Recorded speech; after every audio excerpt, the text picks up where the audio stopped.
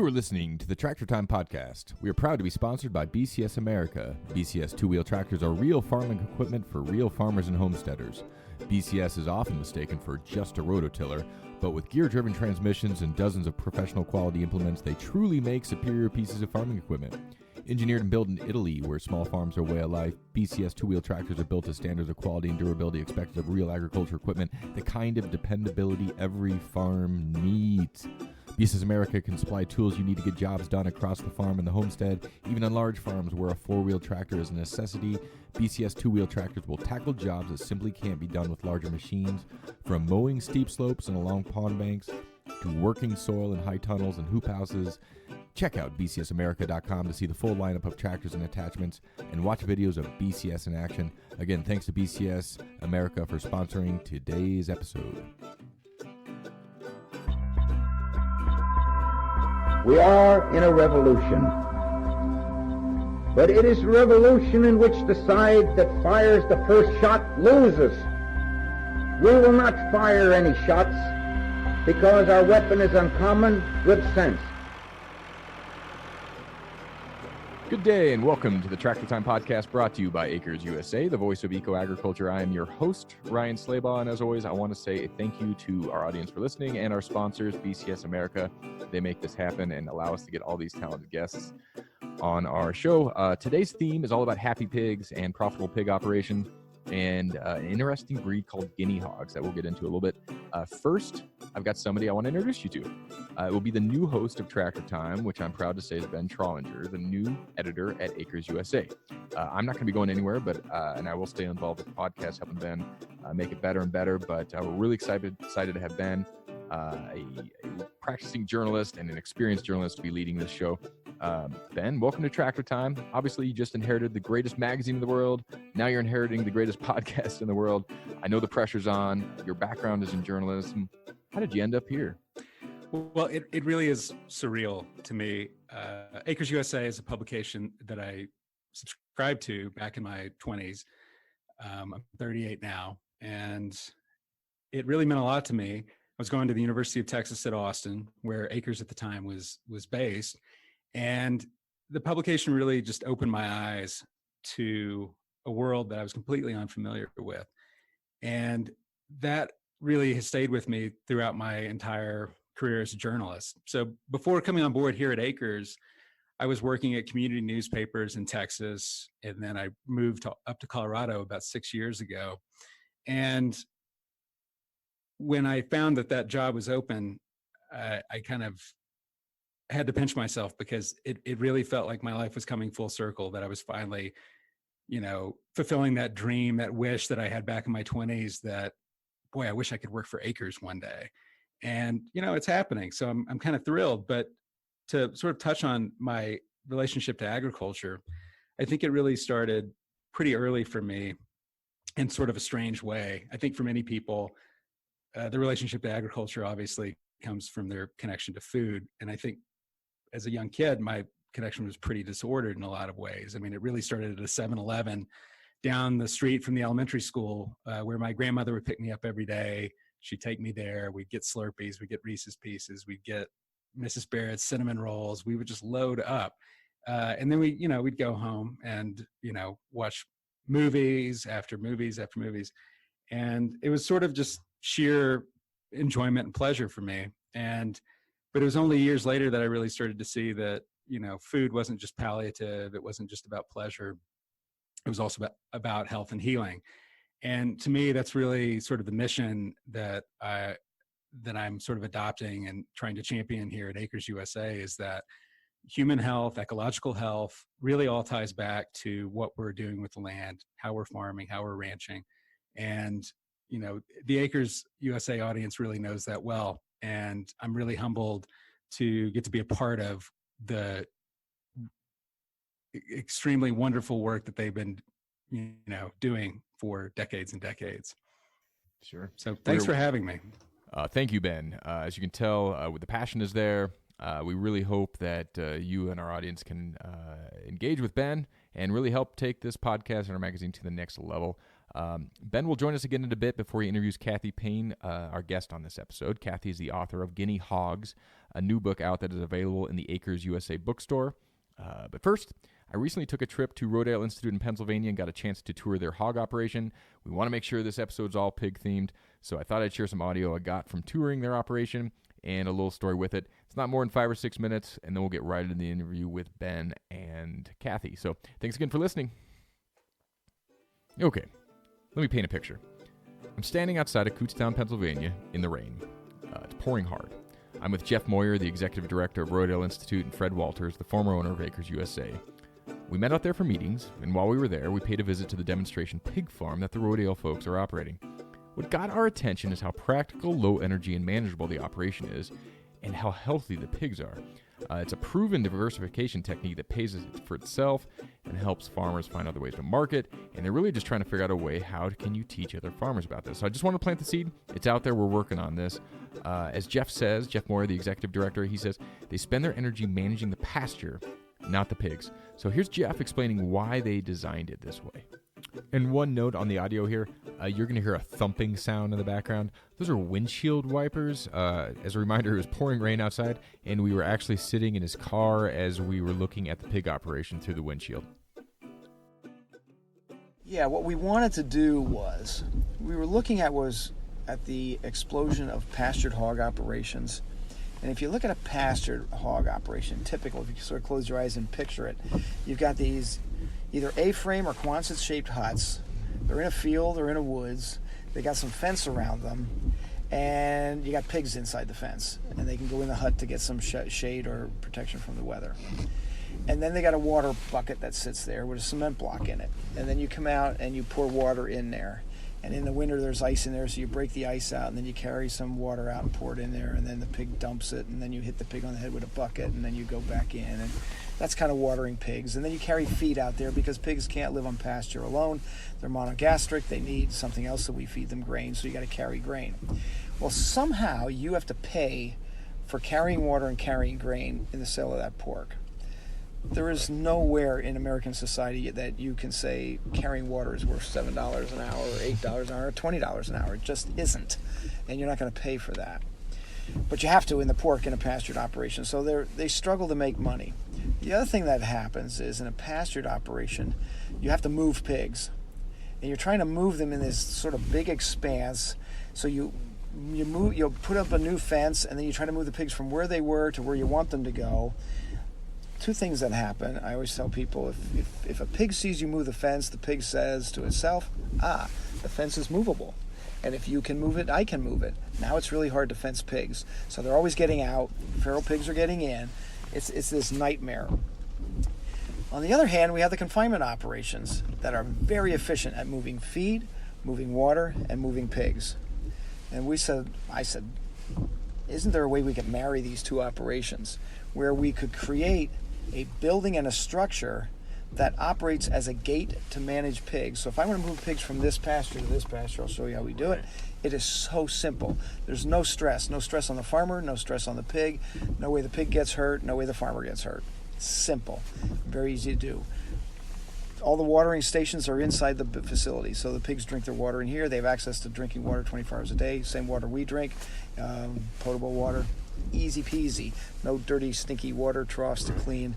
And the feed comes in the blower truck, comes into these hoppers and gets transferred with a flexible auger right into the building. An 8-year-old can, as long as you're tall enough to reach the electric switch, you can turn the feeders on, you can feed pigs. Now what we've done is we've taken all the work from raising pastured pork and put it into the pasture, not the pork. The pigs know how to raise themselves. We manage the pasture. So we're constantly planting and harvesting pasture because the pigs are the harvesters, we're the planters. The audio from our tour inside was a bit noisy, not from the pigs though.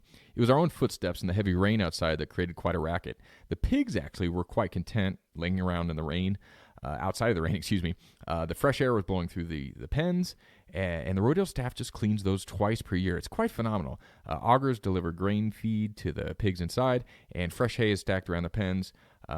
Water is readily available. A power screwdriver controls the windows and the sunshades, and again, no stink.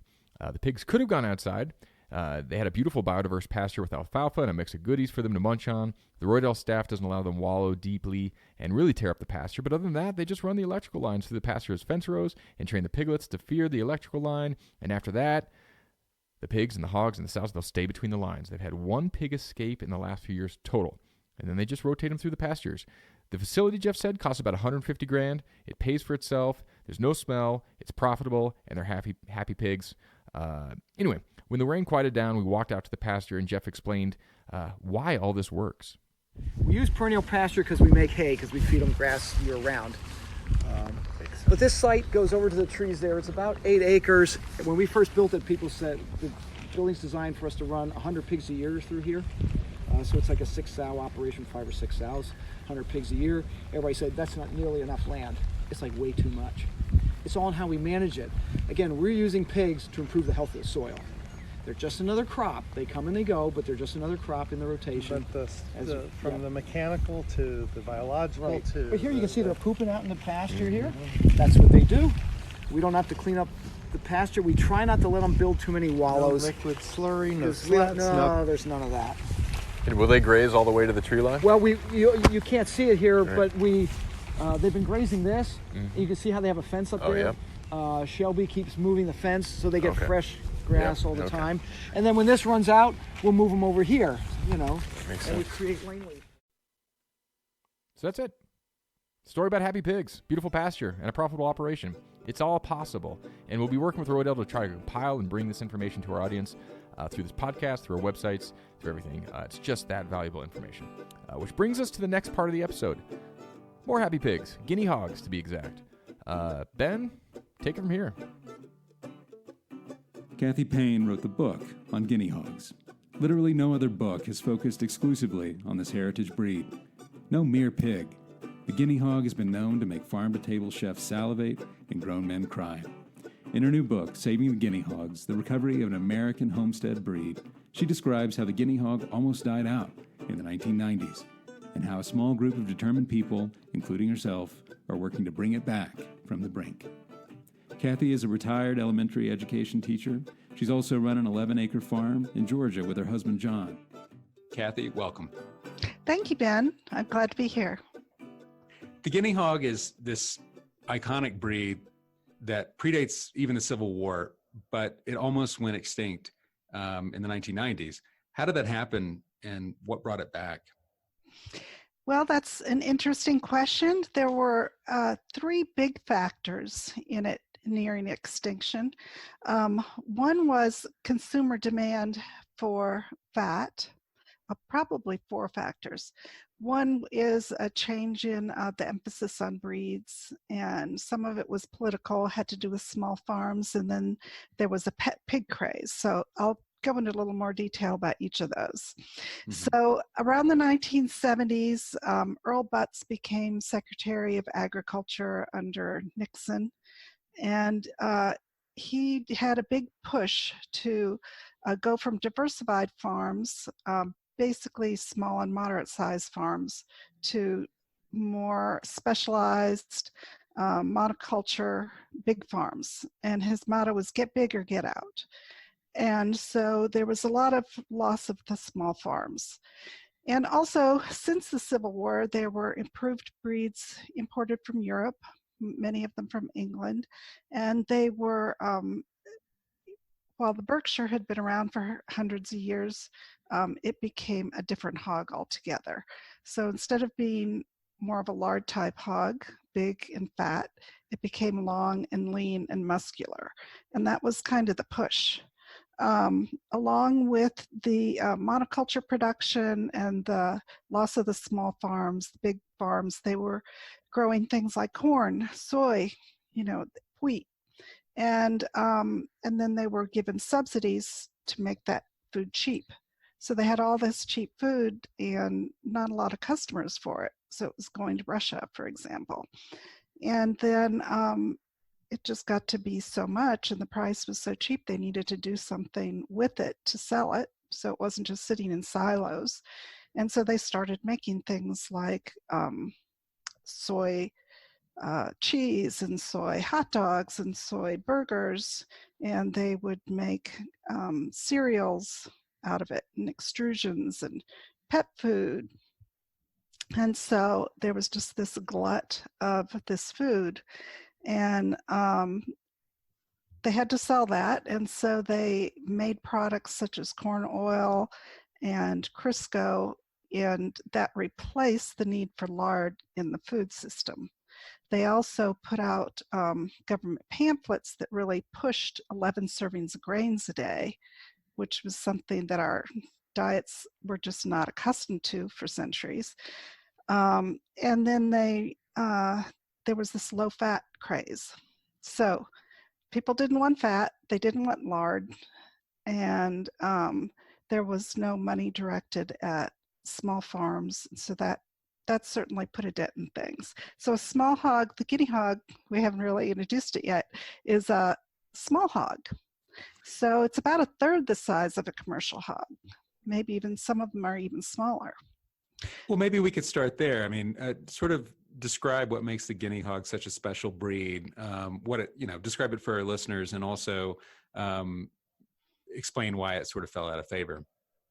So those big breeds, the commercial ones that came from Europe and China, they were standardized breeds. And a standardized breed is like a standardized dog.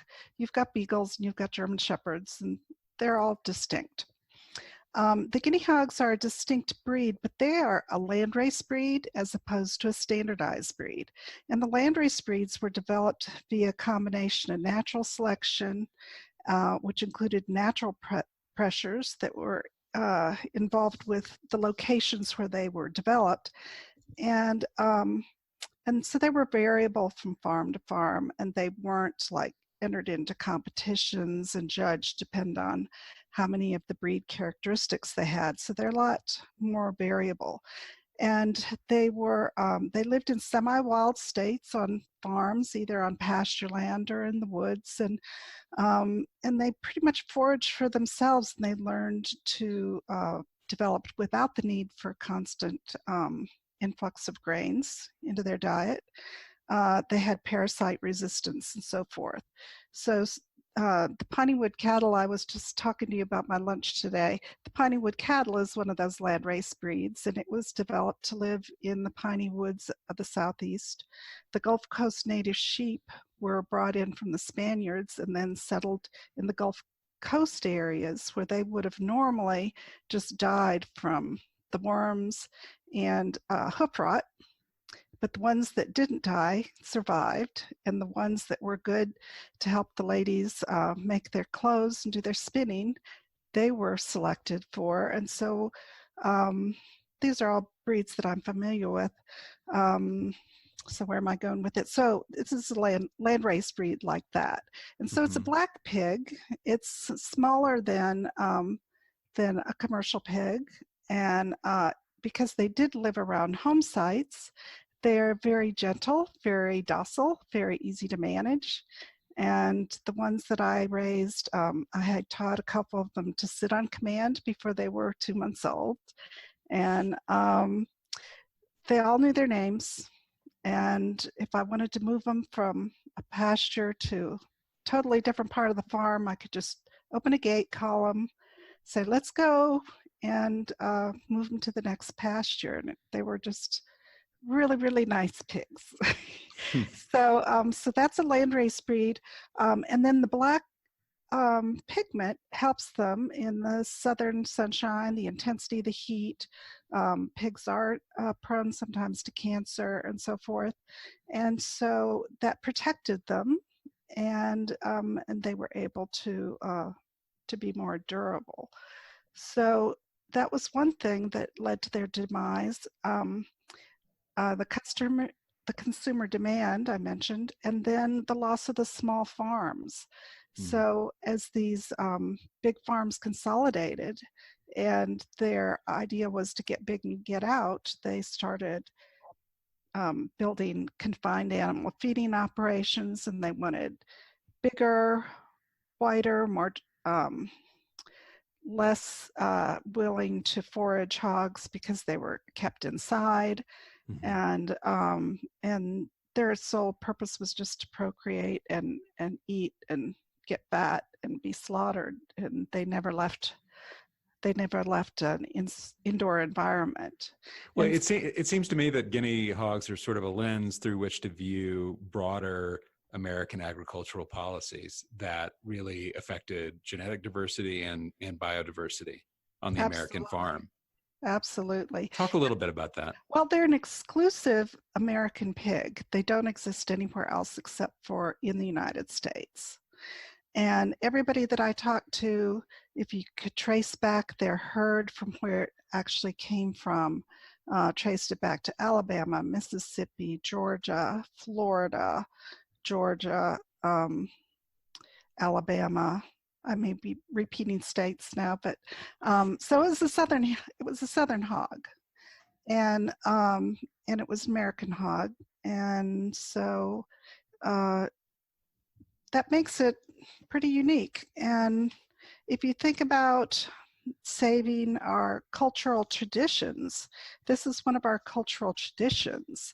It's a historic piece of Americana. In your book, you collect so many stories from people who have this deep connection to this particular breed. There's kind of a nostalgia there. Talk about some of these encounters that you had and that you tell about in your book. Well, gosh, there's so many. One that I start off with in chapter 1 is a gentleman named Cohen Archer. And Cohen came to visit the farm. He called me one morning out of the blue, and we made an appointment. He came in and we were walking the pastures, and he was telling stories of how his daddy raised the hogs when he was a boy and what he remembered about them. And he was just getting so excited with the hogs. And turned out he found me using Siri. He just asked it to find somebody with guinea hogs, and then he told me that he had been looking for the guinea hogs ever since he was a little boy, but all of a sudden they were just gone. He couldn't find any. And so he told the phone to find some for him. He found me, and when I did the math, I realized that it had been 62 years since he'd seen a guinea hog. And he'd been wanting to see them since he was 14 years old. So he found you. You raised guinea hogs, and you've spent more than 6 years writing a book about them. Sort of describe how you first encountered them and how you came to start raising them and sort of become this authority on the subject. Well, that's an interesting journey. In 2013, I had a rabbit customer who had just picked up some guinea hogs, and I had heard of them, but I couldn't find much information about them. I kind of discounted them because my impression was that hogs wouldn't be suitable for an 8-acre farm, and I already had sheep on pasture. So I started looking into it a little bit more, and I found somebody nearby and was able to meet some guinea hogs, and I was really fascinated. But there were not a lot of people with good websites or information. Even the Livestock Conservancy, they had more information than most people, but it wasn't, really, really in depth. And so I wanted to read a book about guinea hogs, and I couldn't find one. So I nominated myself to write the book. And this is before I even got my first hog. So I got my first hog in September, and I found emails where I started, asking people about the hogs in October, November of 2013. So I just jumped in with both feet and asked questions and put it out there. I'm going to write a book. So people started showing up in my life, and somebody who had been breeding from the very beginning of the American Guinea Hog Association, which started in 2006, provided me with some information and some names, and I made a list of all these names, and eventually I talked to everybody on the list just about, and also found the mystery hogs that were listed there that nobody seemed to have an answer for. So it was a very interesting process. Well, let's go back to Cohen Archer, this man who you encountered, this who yelled into his phone about wanting to find guinea hogs, and he found you. He came to your farm, and you two had a pretty emotional encounter. Yes. Tell us a little bit about that. Well, he was getting excited about the hogs, and he remembered them from his childhood, and he kept telling me, my daddy did this and the pigs did that, and those are just like the ones I remember. And then he wanted to rub their bellies, and these hogs just came and laid down at his feet. So he's got his left hand on one little pig and his right hand on another little pig, and they're grunting, and he's sighing, and it was just real emotional. I've just gotten to where I can tell the story without choking up myself every time. So you're about to bring some tears to my eyes, but it was just very, very, very touching, especially when I figured out that it had been 62 years since he'd seen his last guinea hog. Now, I do have an update that's not in the book, that because I tracked him down, I had lost track of him. He never came back to the farm. He was going to bring his nephew, and it turns out that he purchased my very first guinea hog I ever bought. Was named Rhapsody in Blue, and I sold Rhapsody to a friend who wanted her, and she had to downsize her herd, and Cohen Archer found her and purchased Rhapsody, who's a very prolific little hog. She's also the first one that I taught to sit on command. She's still sitting on command, and he has a small herd of 35 guinea hogs. So when I wrote the book, I thought that he'd never seen guinea hogs again, and his nephew had never seen them, and his kids, but now everybody's seen the guinea hogs. So happy ending. Yeah, and I sent him a copy of my book. That's great. Talk a little bit about the importance of genetic diversity and how the guinea hog fits into that. Ooh, that's a good one.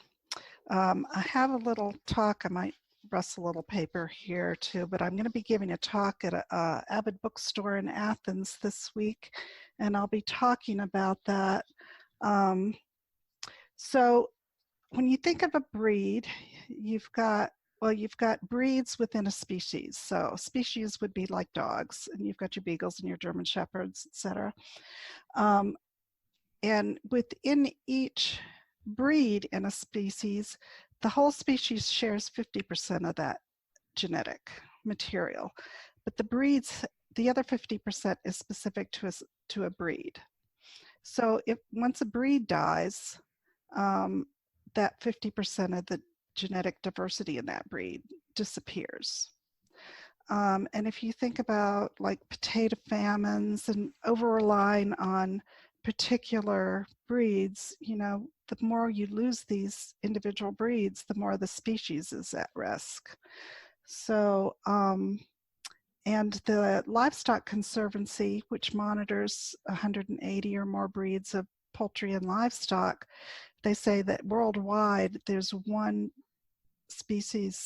breed lost every month. And you've probably heard last month about the UN releasing information about the loss of wild animals and plants. Well, they also released a report that was related to agriculture. And it said that 76% of the livestock breeds are currently at risk, and really only 7% are safe. So it's pretty dire. And there's also a big problem with African swine flu in China right now, and they're losing thousands of pigs a day to it. If that ever travels to the United States, say through tainted meat on a cargo ship, that disease could come here. And since these older landrace type breeds have developed resistance and health, and have that in their genes that maybe other breeds do not, they could be the answer to staving off the loss of the whole species. In the book, you use the phrase "eat them to save them." Yes. And I'd like you to talk about some of the chefs who are creating a market for rare heritage breeds, and through those efforts, saving some of these lines. Right. Well, first of all, I want to define the eat them to save them, because people think that's counterintuitive. Well, we shouldn't eat them if they're so rare. You know, why do you want to eat a rare animal? But if you think about it, one of the reasons that they almost went extinct that we mentioned was people not wanting to eat them because of the lard, or because of the fear of the fat, or just because they were a smaller pig. We did not mention the pet pig syndrome, but they were used to breed with other hogs to make pet pigs. And so not having them be genetically consistent is also a way to lose them. So let's get back to my train of thought. What was the direct question there? Yeah, we can edit that. And but we were talking about how chefs, chefs and people in sort of the food world are creating a market for rare heritage breeds like the guinea hog. Right. And you talk about some of those efforts that you mentioned in the book. Yeah. First of all, it's really important to eat them to save them, because nobody's going to raise and put a lot of money into an animal if they don't have a market for them. So if your market is breeding stock, which was my primary market, because my goal was to help preserve a breed and to move the best ones forward, you can't sell a breeding stock if it's mean, if it's defective, if it carries some kind of genetic trait that you don't want to move forward. So you have to have a market for the meat. So anybody who's selling breeding stock also has to have a way to deal with the meat.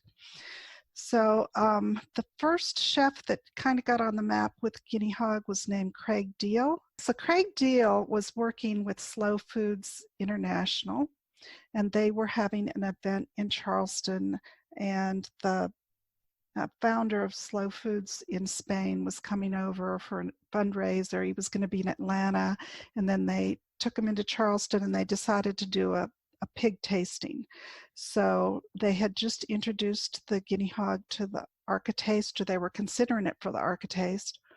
And so Craig took some small pigs, and he got them from Graymore up in South Carolina, and they evaluated the taste and the flavor and the qualities of the meat, and he was just blown away.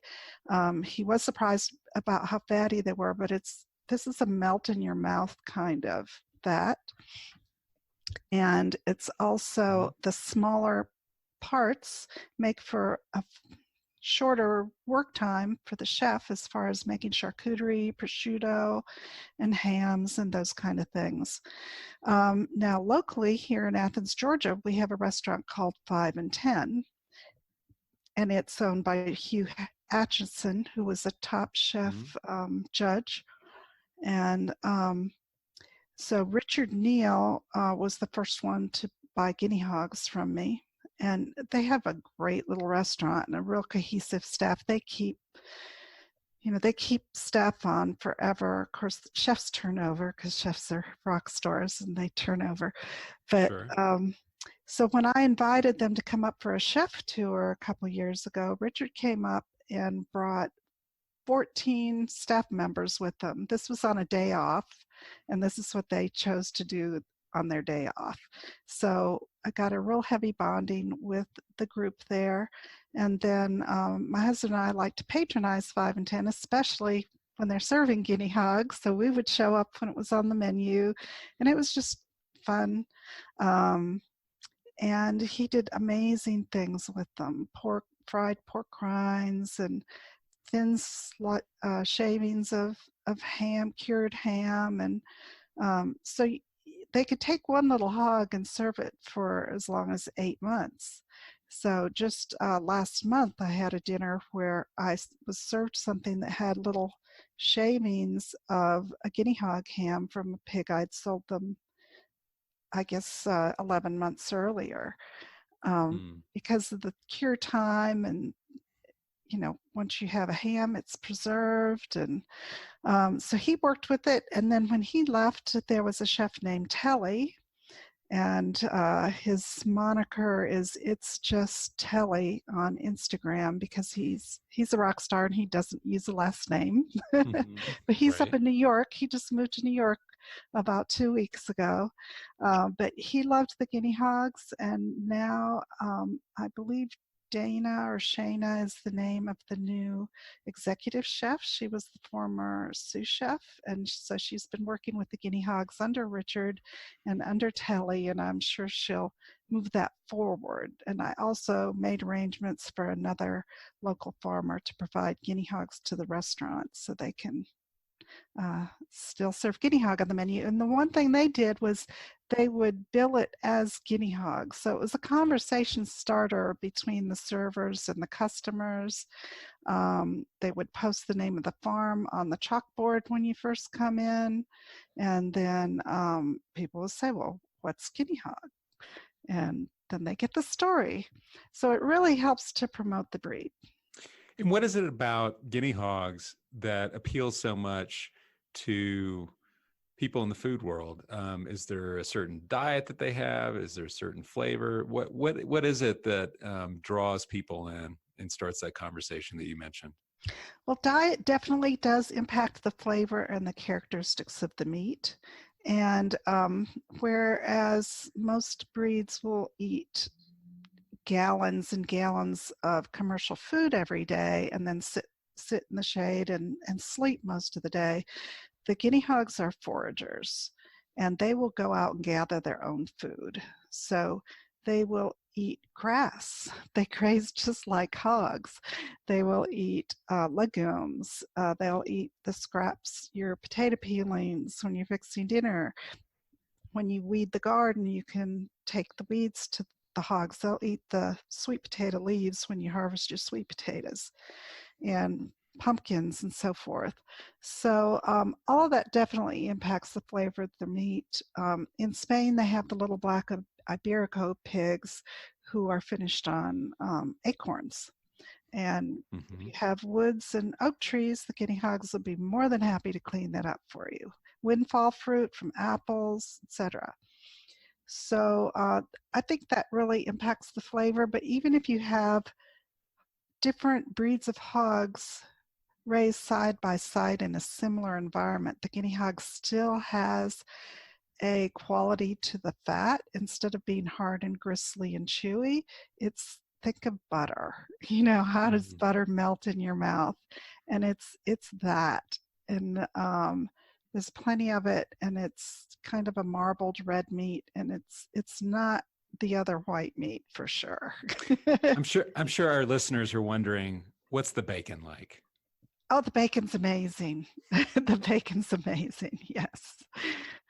Yeah. Well, I'm also curious how guinea hogs fit into sort of a larger farm system. I'm thinking of sort of leader and follower permaculture systems of grazing, where you might have cattle going in first and then other kinds of animals following. How are farmers and ranchers using guinea hogs as part of an overall agricultural system? Well, they're great in what you call silvoforest, maybe.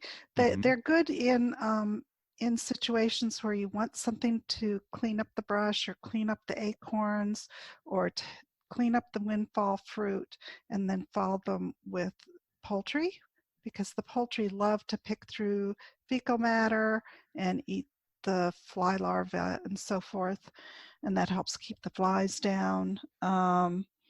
They are good at tilling soil. If you want to have a garden spot next year and you want an area tilled, you put you just move your electric fence around it, you let the pigs fertilize it, till it, and then you move them on. You can just broadcast seed behind them, and it's already tilled and fertilized. You let the rain do the work, and it just regenerates so quickly. Usually an area, we would concentrate them in a small area and then move them frequently, like 4 days to 2 weeks, depending on the weather conditions.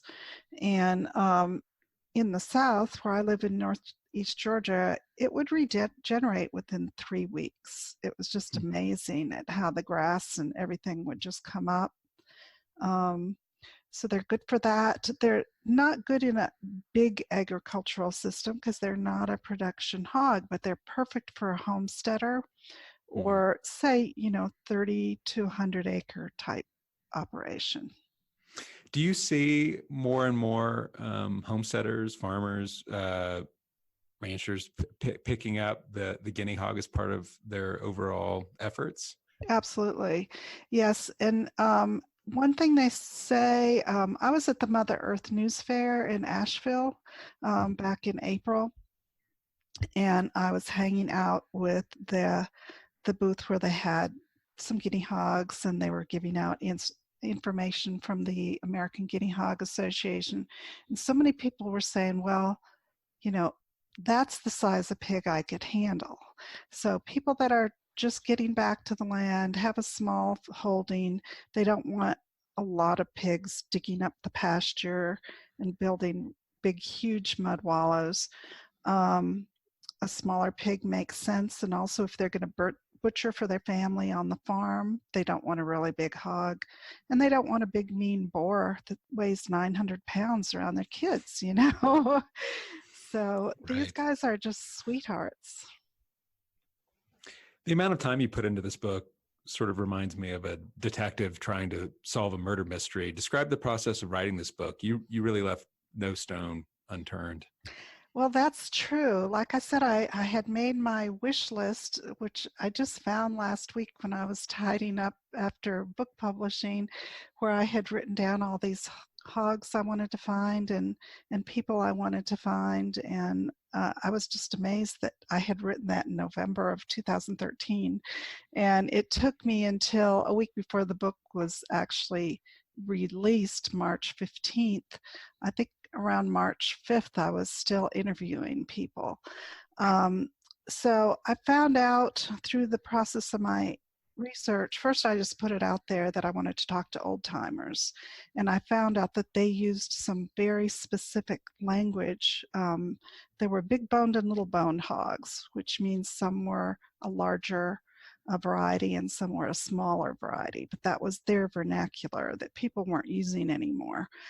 And so if anybody ever called me up and said, do you have big bone hogs or do you have little bone hogs? Then I knew that that was somebody I wanted to interview. Then people would give me leads and give me name or a phone number or say, you should talk to so-and-so. So I did a lot of finding so-and-so, but I also had to do a lot of digging on Facebook and using a service that's actually used by detectives, and where I was paying money to get phone numbers and mobile phone numbers and Facebook accounts. And so I was going down lots of rabbit holes, and my friend Matthew Hunker helped me out. He found some people on Facebook, and I started using Facebook more heavily. And that's a really great way to find people. I tell you, it's amazing how many people are on Facebook. So that's what I did, and one at a time, and then following up leads. And one person would say, well, call so-and-so, and I'd call so-and-so. Then I found out that there was one person that a lot of people were talking about, and there were breeders. Of course, these hogs had never had an association, had never had anybody keeping a registry for hundreds of years. And then in 2006, an association formed. But not everybody who had been raising hogs for 10 or 20, or in one case, even 100 years, joined that association. So the hogs that were still alive in at the turn of the century were not all admitted into the gene pool, but they did close the herd book, unfortunately. So there was a huge pot of genetics that was missing, and we talked about biodiversity and how important that was. So as I talked to people and contacted them and talked to them on the phone, I found some of these breeders, and also the Livestock Conservancy had one of the breeders call them, and they said, "Do you know who this is? You know, we really don't know about the bloodlines." And it was one of the people who had the pigs that I had put on my list back in 2013, and this was 2 years later. So things just kind of fell together. So there was an original group of people that found the hogs in 2004, 2005, and started the association in 2006. Then in 2015, I located these other herds that were available that had not been in the association. So I recruited 3 other women who were raising guinea hogs, and between us, we managed to home these pigs and keep track of their genetics for 2 years on our own, and work with the Guinea Hog Association to have them recognized as being pure examples. They'd been isolated herds for all that time, and they were known to the original founders. So they were accepted in 2017, and that was a happy ending. What was the most surprising thing that you uncovered in your journey?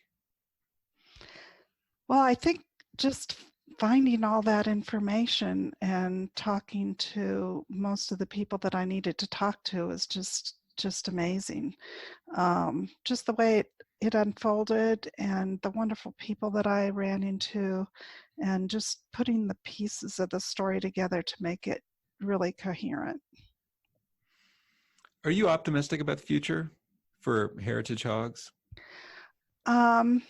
I want to be.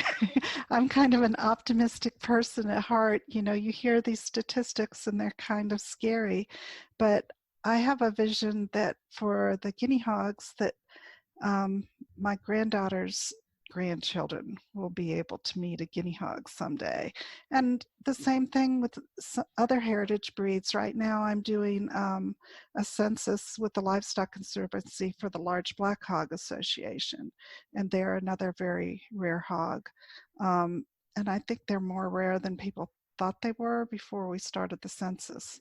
So I really think that getting the word out is so important. Just making people aware, and then working with the breed associations to promote the breed and to keep the historic quality. Because the thing that makes the guinea hog, or the large black, is those characteristics that the local people developed years ago. And that's worthy of preservation. If we wanted something flashy and novelty, you know, that's what almost killed them. In the 1990s, pet pigs were extremely popular, and people wanted tiny hogs that had novel colorations and so forth, and they crossbred them to make them cute, small, and flashy. And then there were no more guinea hogs left to cross with each other. Well, what's next? It's my understanding that this is the first in a planned series for you. Yes, it is the first. So I've really been debating with myself about what's next, because I have so many different stories I want to write. So I may do some children's books, some children's nonfiction books, because you got to start them young. And one title that I'll be working on will be buying and selling a homesteader's guide to buying and selling heritage livestock, because I'm partial to heritage livestock in general, and their basic concepts, the things to look for in a breeder, and even things to look for in a buyer, and how to market your hogs that go across different species. So I think that would be really helpful to people. And then one specifically on the culinary attributes of the guinea hog, because I think that would be real popular, and I love to talk to chefs. So, and I've got more. You've been a member of the Livestock Conservancy since 2010. Why don't you give them a plug and tell us a little bit more about that group and what they're doing? They are really awesome. I am really close to several people on the group. Charlene Couch is supervising my work with the Large Black Hog Association. Jeanette Behringer is just amazing, and she was the first person to give me any information on the Guinea Hog Association. When I was doing my research, they opened up their archives because they had been monitoring them since, I think, 1987. And so I got all of their material to help with the book. But they're monitoring so many breeds, and they deal with so many breed associations. They are just really first class. And also Philip Sponenberg, who wrote the foreword to my book, he's a consultant with them, and he's an expert on color genetics and genetics in general. And he's been a real inspiration in his book that he co-wrote with Jeanette Behringer and Allison Martin, who's the executive director of the Livestock Conservancy, Managing Breeds for a Secure Future. Second edition is just the guidestone to my book, and you'll see references to it woven throughout the book, and they all three gave permission for extensive quotes in the book, which is not typical, but it was really crucial to telling the story. Cathy, thank you so much for being with us. Well, you're welcome, and thank you for having me. Cathy Payne is the author of Saving the Guinea Hogs, the recovery of an American homestead breed. Hey, it's Ben again. I just want to say thanks to Ryan for this opportunity, and also thanks to our listeners and our sponsor, BCS America. You can find this podcast at ecofarmingdaily.com, acresusa.com, or anywhere podcasts can be played. Thanks, and have a great week.